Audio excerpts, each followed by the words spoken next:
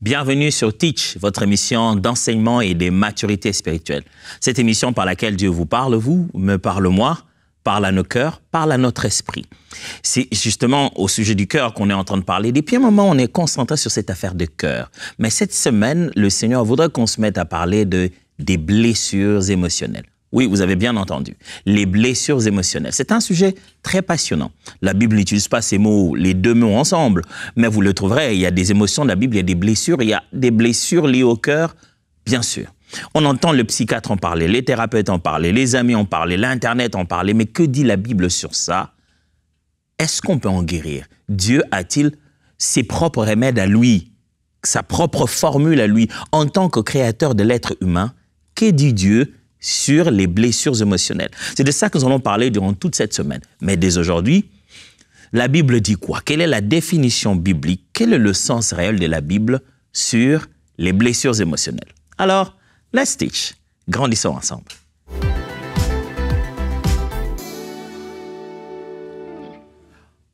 Pour découvrir le sens réel des blessures émotionnelles dans la Bible, je dois être honnête et vous dire que c'est un peu un genre de croisée de chemin que je veux me mettre à exploiter là.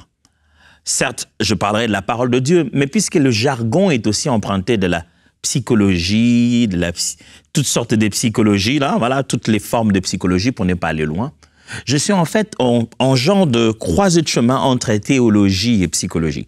J'utiliserai certainement des termes que vous ne voyez pas directement dans la Bible, mais que vous utilisez dans votre jargon quotidien. Et pour cela, on devra clarifier ce terme-là pour qu'on sache dans quel cadre on l'utilise ici dans la Bible.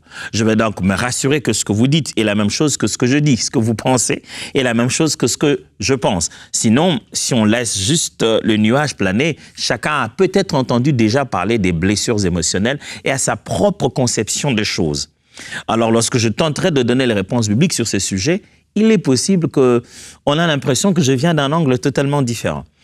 Mais pour cela, justement, pour résoudre ce problème, j'aimerais qu'on s'entende ensemble sur ce qu'on entend par blessure émotionnelle d'abord, avant de commencer à voir qu'est-ce que la Bible dit ou bien comment la Bible définit et quelles sont les solutions bibliques à ces sujets.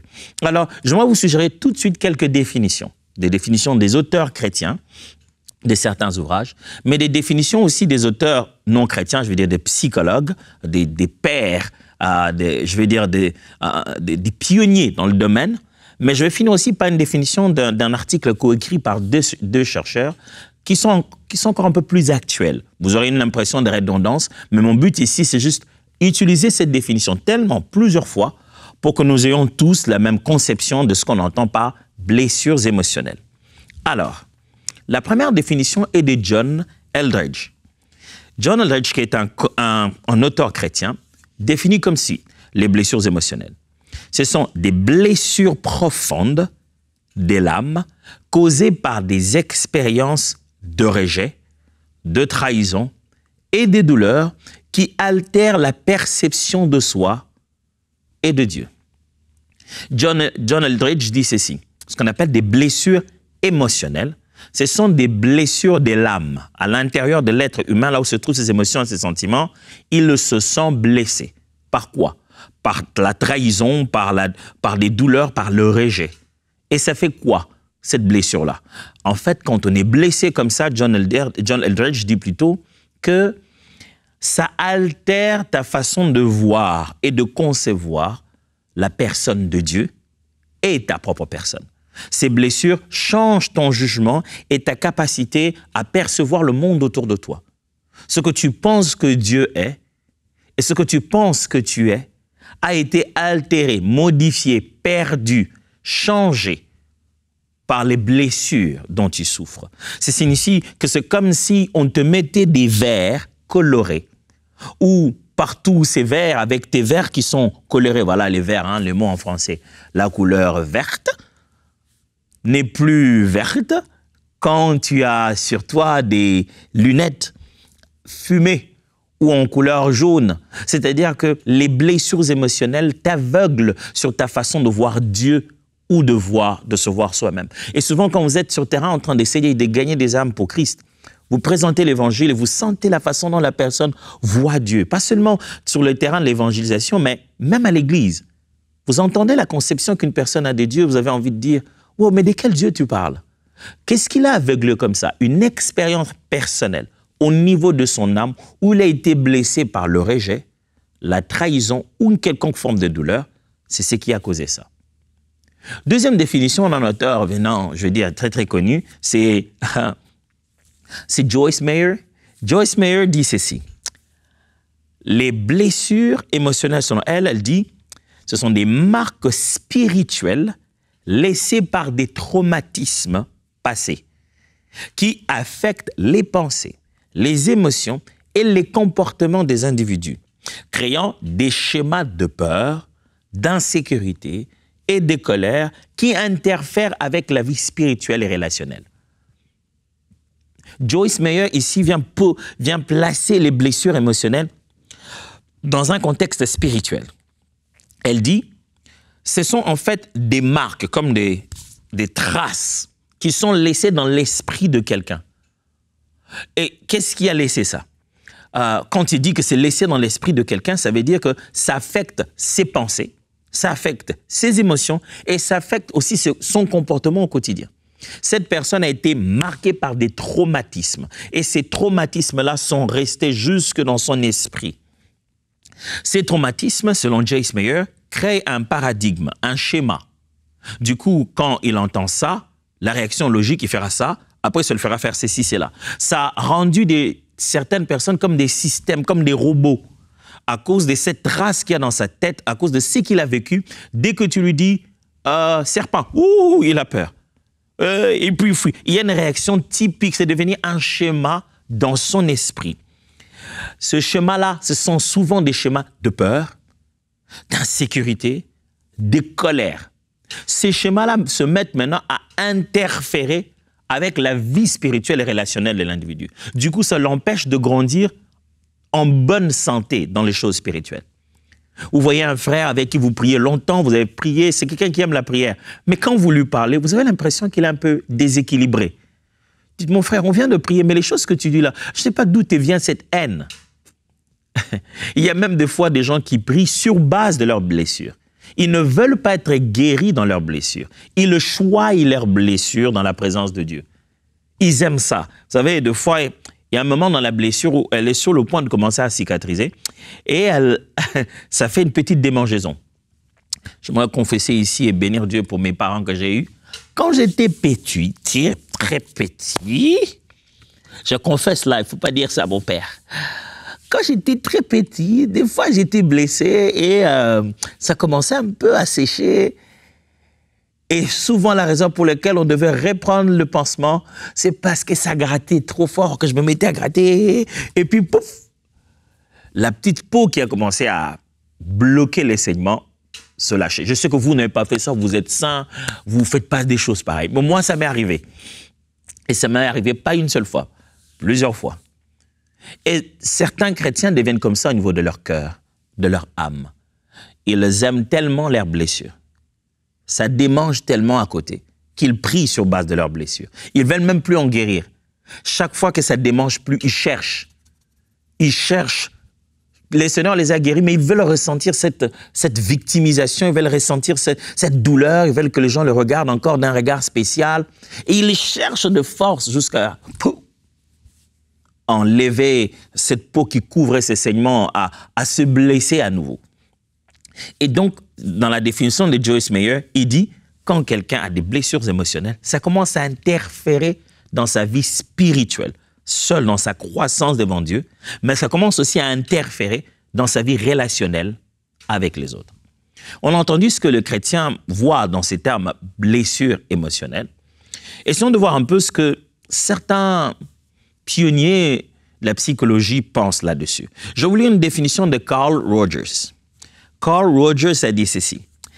Des blessures émotionnelles, il appelle ça des blessures infligées à l'estime de soi par des expériences négatives et des relations toxiques. Vous voyez que chaque définition a quelque chose de particulier, n'est-ce pas?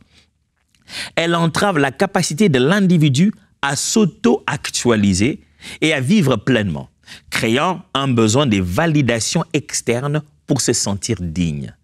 Carl Rogers dit que les blessures émotionnelles sont une façon d'avoir fait souffrir l'estime de soi d'un individu. Quand quelqu'un est blessé émotionnellement, c'est-à-dire son estime de soi a été entamée. Par quoi? Par des expériences négatives qu'il a connues seul, mais aussi par des relations toxiques.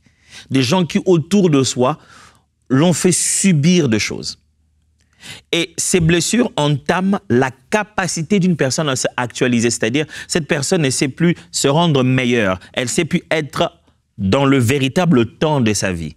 Le passé pèse tellement qu'il ne vit jamais à 100% son présent. Il ne sait pas à 100% être ici parce qu'hier est tout le temps en train de le pourchasser. Ça l'empêche de vivre aussi pleinement. Il ne sait pas s'épanouir. Ça crée tout le temps besoin de validation externe. C'est-à-dire, il a tout le temps besoin qu'on lui dise « Ah, ça va, tu es bien, tu es beau. » Personne ne m'a rien dit. Vraiment, dans cette église, personne n'est vraiment dans cette église. J'ai fait beaucoup de choses, mais dis rien. Tu veux entendre quoi? Je ne dis pas que quand chaque fois les gens disent ça, c'est parce qu'ils sont blessés. Mais juste dire que quand quelqu'un est blessé, il peut être rempli du Saint-Esprit, enfant de Dieu, craignant le Seigneur. Les blessures émotionnelles sont une autre chose, qui sont en train de se corriger dans le processus de la sanctification. Alors, pour finir la longue série des définitions, je pense que jusqu'ici, ça aide pour que nous puissions, en utilisant ces termes blessures émotionnelles, on en voit toute la grandeur, tout le 360 degrés, comme j'aime dire. Une dernière définition que je jugais utile, c'est une des publications dernièrement faites par deux professeurs, des chercheurs, qui proposent cette définition. Il dit ceci: les blessures émotionnelles sont des dommages psychologiques résultant d'événements traumatisants ou des relations interpersonnelles néfastes qui altèrent la régulation émotionnelle et le fonctionnement social. Ils ont juste utilisé d'autres mots pour dire plus ou moins la même chose que Carl Rogers a dit. Il dit des dommages psychologiques. Je vais prendre le courage de les dire. Il arrive qu'à l'Église, on trouve des gens sauvés en Christ, mais toujours psychologiquement endommagés. Ils n'ont pas laissé cette œuvre de leur salut et la sanctification progressive, le travail du Saint-Esprit à donner des fruits en eux. Ils n'ont pas laissé se faire à 100%. Quand nous venons dans une assemblée, on lève les mains, on adore, on est à genoux. Quand on dit Amen, on se parle et on cause.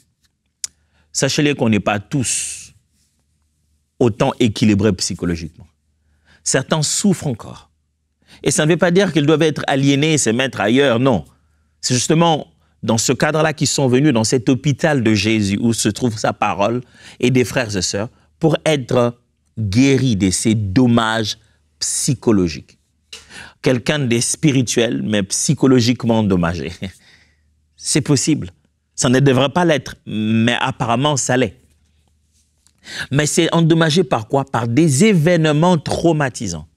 Il arrive que dans le milieu chrétien, quelqu'un était bien dehors.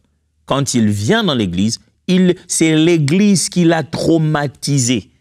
Il est traumatisé par des gestes et des actions posées par un homme de Dieu, traumatisé par les collègues à la chorale, traumatisé par une affaire qu'on a mal gérée au protocole, traumatisé par le fait que le prédicateur n'a pris que toute sa vie pour la dévoiler devant les gens, traumatisé par... Les gens deviennent de fois traumatisés à l'église. Mais aussi dans leurs relations interpersonnelles, des relations néfastes qui altèrent la régulation émotionnelle et le fonctionnement social. Ça veut dire que cette personne ne sait plus émotionnellement être stable. C'est pourquoi il y a des gens à qui vous dites seulement une phrase et vous voyez qu'il est dans les excès. Un jour, je vous dis, ah, mais tu es bien habillé aujourd'hui. Et les gens, oh, c'est vrai. Moi, je dis, oh, ben, c'était juste un compliment. Tu as l'impression qu'il était en manque. Mais aussi un fonctionnement social qui est perturbé. Tu sais pas. Et c'est comme s'il perd des connexions de foi au milieu des gens. Il se déconnecte à tout moment. Vous êtes là, vous ne savez pas si vous devez compter sur lui. Il est à la fois libre et dépendant. Il fait les choses comme il veut, mais puis un bon matin, il dit, mais vous occupez pas de moi. On dit, mais c'est toi qui t'occupes pas de nous. Mais il se voit en victime. Vous dites, est-ce qu'il va bien? Frère, s'il est possible que certaines personnes ayant donné leur vie à Christ, nous tous d'ailleurs, on soit encore dans ces processus de conscience pour comprendre comment le Seigneur a rendu disponibles certaines guérisons ou toutes les guérisons de notre âme, et que de fois nous ne prenons pas le plaisir d'y entrer et le courage de pouvoir laisser être exposés par le miroir de l'Évangile. Si l'Évangile peut être un miroir si fort pour nous montrer qui nous sommes, pourquoi ne pas embrasser les solutions de la parole de Dieu pour cette transformation profonde? Vous savez, j'aime quelque chose au sujet de Jésus. L'une des premières fois où quelqu'un était étonné de lui dans la Bible, dans Jean, où il était étonné du fait qu'il est le Fils de Dieu, il fait une démonstration prophétique à quelqu'un où il ne lui parle pas de son avenir. Ni, il a parlé un peu de son passé, mais c'est un passé récent. Mais il a beaucoup plus révélé l'état de son cœur. C'est l'épisode où il salue Nathanaël. Il dit « Oh, voici un Juif en qui il n'y a pas de fraude. » Dieu sait qui tu es. Jésus connaît ton état psychologique. Il connaît tes guerres mentales. Il sait qui tu es. Et c'est intéressant de voir comment Nathanaël reconnaît en lui le Messie. Parce qu'il connaît son cœur. Et puis il lui dit, tu sais, quand tu étais sur le figuier, je t'avais vu, il dit, oh, c'est pas possible, sur le figuier, comment il a fait ça? Il sait ce qui s'est passé sur le figuier. Et mes frères et sœurs, sachez-le bien, tout le jour quand nous venons à l'église, Jésus nous tend la main, il dit. Dans la prière, Jésus nous tend la main, il dit, oh, voici Adams, un homme dont je connais l'état de cœur. Prenons un moment et faisons attention à ce que Jésus dit de nous à ce moment-là. Parce qu'il veut nous guérir, il veut nous sauver. Jésus avait cette habitude de changer des noms à ses disciples, de leur baptiser autrement. Et la plupart des fois, c'était lié à leur caractère et à la transformation de leur destinée. Ah, un homme qui écoute, qui est là pour écouter, il est là, il vous écoute. Parlez, il l'entend. Simon devient Céphas, Pierre, stable, pour qu'il soit fort dans le caractère sur qui il va bâtir toute l'Église. Jésus peut vous changer de tout en tout. C'est ça ce qu'on appelle une nouvelle créature. Alors, j'aimerais quand même, après avoir emprunté toutes ces définitions scientifiques par-ci par-là, dire certaines choses sur ce que la Bible dit justement au sujet des blessures émotionnelles. Vous ne trouverez pas, comme je l'ai dit tout à l'heure, les mots blessures émotionnelles nécessairement comme ça présentés dans la Bible, mais vous trouverez en fait des concepts qui expliquent cela.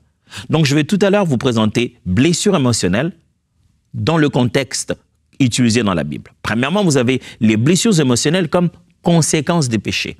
Qu'est-ce que c'est qu'une blessure émotionnelle ou des blessures émotionnelles? La Bible les enseigne, parle de tout ça, un peu comme conséquence du péché. Le péché ne se limite pas à des actions physiques, vous le savez, mais inclut aussi des attitudes du cœur, comme la jalousie, l'orgueil et la haine.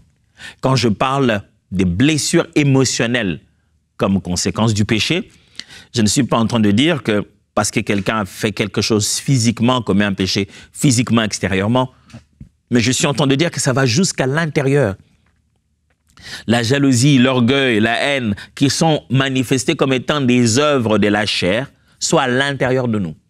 Des fois, ce qu'on appelle blessures émotionnelles sont en fait tout ça là que les conséquences d'une vie du péché. Depuis le péché originel, l'homme est devenu très fragile. Regardez, Caïn et Abel, vous vous souvenez de l'histoire? Abel a offert et Caïn le regarde d'un regard assez bizarre. Dieu lui dit, mais qu'est-ce qu'il y a, Caïn? Les péchés se couchent devant ta porte, hein, tu sais.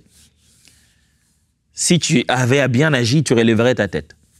Les péchés se couchent devant ta porte et ses désirs sont portés vers toi. Mais toi, domine sur lui. Au quotidien, il y a des attitudes, des réactions et des façons d'être qui blessent les cœurs de l'homme. Pas nécessairement parce qu'on a blessé les cœurs de l'homme. Pas nécessairement parce que quelqu'un a voulu te faire du mal. Mais l'homme a dans son cœur cette capacité de concevoir le mal. Ce péché qu'il conçoit à l'intérieur de lui. Des blessures. Qui l'a blessé? Blessé par son orgueil, blessé par sa jalousie. Romains chapitre 3, le verset 23 dit: tous sans distinction ont péché et ont perdu la beauté glorieuse dont Dieu avait revêtu l'homme. Tous ont manqué les buts qui leur avaient été assignés dans son plan. Personne ne saurait prétendre être approuvé de Dieu, ni accéder à sa gloire, à sa glorieuse présence. Ça, c'est Paul qui est en train de qui donnait l'état des lieux de l'humanité avant le salut. Il dit que tous ont péché et sont privés de la gloire de Dieu. Ça, c'est la formulation simple de Louis II.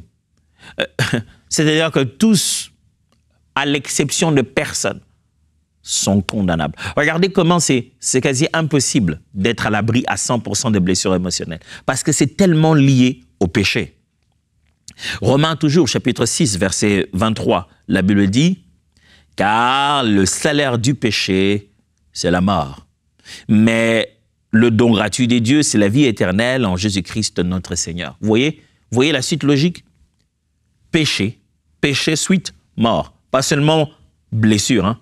Ça cause la mort. L'orgueil, la jalousie, toute cette rancœur, la finalité, ce n'est pas que la blessure. Derrière cette blessure, c'est une mort qui est en train de vous attendre. C'est pourquoi il faut régler ces blessures vite. On peut mourir de blessures. Oui, on en meurt très souvent. Les blessures s'infectent et on est obligé d'amputer et on meurt des blessures. Alors je vous en supplie, ne mourrez pas, aussi grand guerrier que vous êtes. Vous soyez capable de mourir des blessures, du péché, des péchés dans votre cœur. Mais les blessures émotionnelles, ça veut aussi dire que c'est ce que la Bible utilise comme un terme cœur brisé. Donc les blessures émotionnelles et les cœurs brisés, ça veut dire quoi? C'est-à-dire que ce qu'on appelle les blessures émotionnelles, la Bible aime utiliser un autre terme à la place, c'est le terme cœur brisé. Vous voyez, blessure émotionnelle, pensez cœur brisé. Un cœur brisé peut résulter de la trahison, de la perte du rejet ou d'autres expériences douloureuses. Ce qu'on appelle cœur brisé dans la Bible, c'est une des expressions pour dire blessure émotionnelle. Regardez, Psaume 147, verset 3. « Il guérit ceux qui ont le cœur brisé et il pense leur blessure. » Vous voyez ça? C'est le psalmiste qui dit « Dieu guérit ceux qui ont le cœur brisé et il pense leur blessure. » La Bible appelle le brisement de ce cœur, pas dans l'idée de transformation de caractère, mais de douleur subie par le quotidien, par de l'injustice, par le rejet de la société. La Bible appelle ça que le cœur est brisé, mais elle sous-entend aussi que le cœur est blessé et que Dieu devrait penser ces cœurs-là.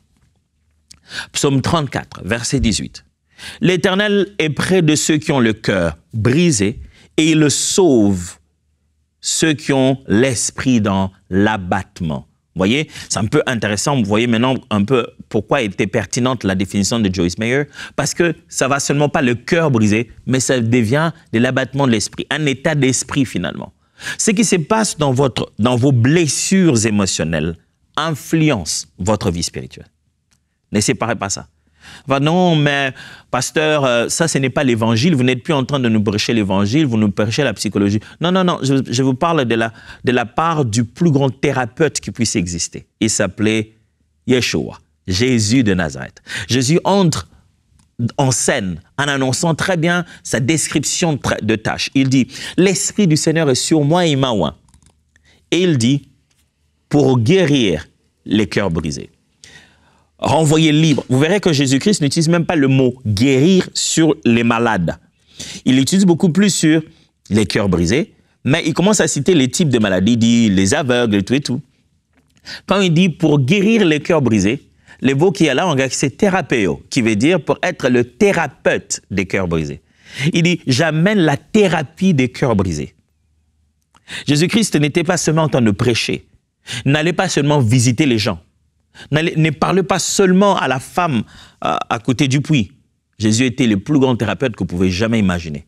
Il savait traiter le problème de l'âme dans l'âme, le problème du cœur dans le cœur, parce qu'il savait que c'est connecté à l'esprit. Et que s'il veut sauver ces gens, il doit toucher ça aussi. Pourquoi? Parce qu'il est justement la manifestation de ce Dieu puissant que nous venons de lire ici.